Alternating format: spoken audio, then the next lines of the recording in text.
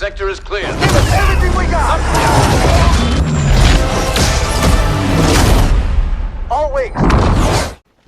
What's up guys, and welcome back to another video on the channel. Today I'm going to be going over 7 things that would be great to add into Star Wars Battlefront 2, and I would really like to see them play out. If you guys do have any suggestions at the end of this video, obviously, because I might mention them, any suggestions that you do want to see in the game, please leave them in the comments.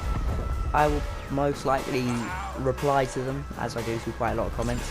So yeah, I'm going to be going over 7 things that I think would be great to add into Star Wars Battlefront 2. If you are new to the channel, don't forget to leave a like and subscribe if you do like this kind of content. And yeah, if you don't know when I'm uploading, watch the upload schedule. I should say that at the end.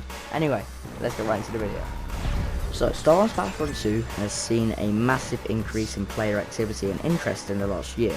The Rise of Skywalker update and the addition of BB-8 as a playable character just highlights how far the Star Wars themed multiplayer shooter has come since its rocky launch.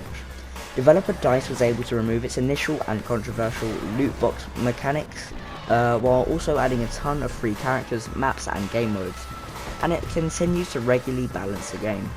With all of the changes the developer has made over the last 2 years, players have been giving the game a second chance.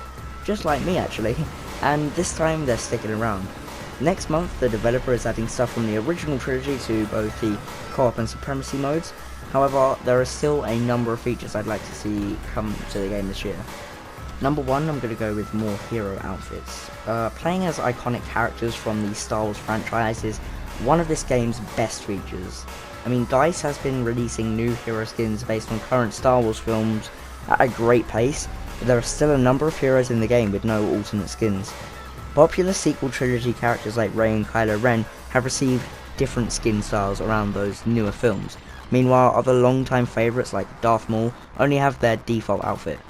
Even when you ignore the number of outfits Darth Maul has across the Star Wars spin-offs, which include the Clone Wars series, Solo: A Star Wars Story, and the Star Wars Rebels series, he wears 2 different outfits in The Phantom Menace alone. And Darth Maul isn't alone. Emperor Palpatine could also use a few more sinister options for players to choose from, both natural and perhaps a little more unnatural, depending on the Rise of Skywalker movie and how they want to play it out.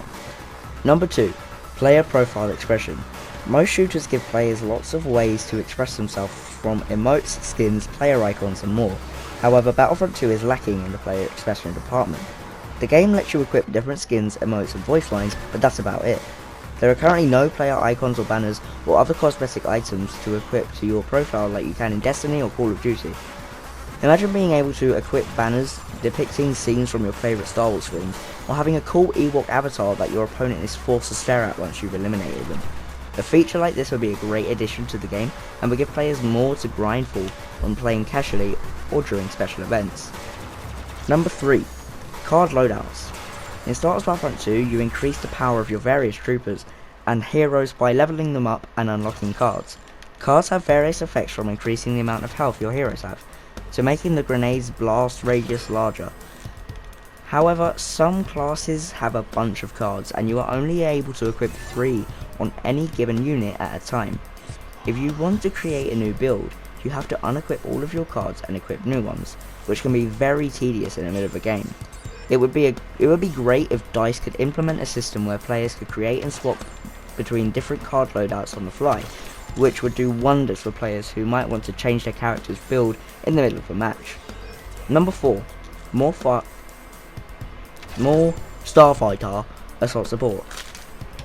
I won't stop stuttering in these videos. I can't do this. I'm sorry guys. Anyway, so number 4, more Starfighter assault support. There's a lot to love about Starfighter Assault. I can never say the name. The mode rekindles memories of the old X-Wing and TIE Fighter titles, and lets you fly your favourite ships from across the saga. Unfortunately, it hasn't seen much love since the last Jedi update more than 2 years ago.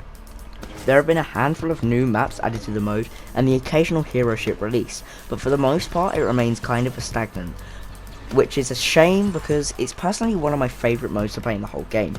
If I have one wish for this game mode in the coming year, it's that it will receive some love in the form of maps, ships and objectives. Number 5 or 6, I'm not sure. Whoever's editing this is me, obviously. just tell me what number it is. Just put it up on the screen now. Yeah, perfect. Anyway, this is more single player content. I would love to see DICE add more to the single player mode, even if it's a big ask. Battlefront 2 shipped with a campaign that received mixed reviews from players and critics. Shortly after the launch, the Resurrection Story DLC was released as an epilogue for the campaign storyline. With EA and DICE saying they currently have no plans for Battlefront 3 anytime soon, it would be nice to see small single player stories come to the game periodically. Imagine being able to log in every so often and have a small, new single player story waiting for you. Number 6 is more trooper customization.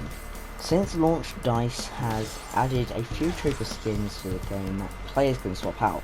Most of the skins added to the game are for the clone troopers, however leaving pretty much every other era but default skin from launch. It would be nice if players had more control over the appearance, clothing and accessories the troopers are wearing. It would also add a lot more stuff into the game for players to grind for, if you know what I mean, such as new belts, jackets, hairstyles and trousers and everything like that.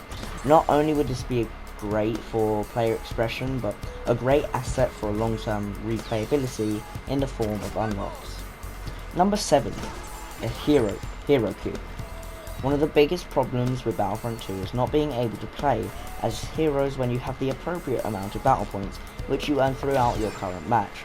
Some players will go as far as to wait in the menu and tap the select button on a hero, just waiting for the opportunity to play as them. When they use this tactic, it means that they aren't actively playing and helping the team. Instead, they're just sitting in a menu waiting for a hero on their team to die so they get a chance to snag one. This means that even if you're a decent player and you can rack up enough points for a hero, you might never actually get to play as one. It would be great if DICE created a hero queue feature where players could spend their points on a hero and reserve a space in line. Then once a hero on your team dies, you'd receive a notification to respawn as your selected hero. This would help others have a chance to play as heroes during a match, but also cut down on people just sitting and spamming the X button in a menu. So hopefully these 7 features can eventually make it into Battlefront 2 at some point in 2020 or beyond. Is there another game feature that you would like in the game? Don't forget to leave them down in the comment section below, and I'll be probably 100% replying to every single one of them, unless there's 100 comments, which there won't be, because yeah, I don't know what to say really. But yeah, I do really want to thank you guys for watching. I do say this in a lot of my videos, but I do want to thank you for all the support that you've been giving me over the past couple of years, should I say? But most definitely over the past couple of months. I mean, we're almost at 500. I was aiming at 500 for the end of the year, and we're already close to it, so we should be probably hitting it in March. That's when I expect. But yeah, anyway, I do want to thank you guys for watching, and yeah, thank you. Thanks for everything. See you in the next one. Peace.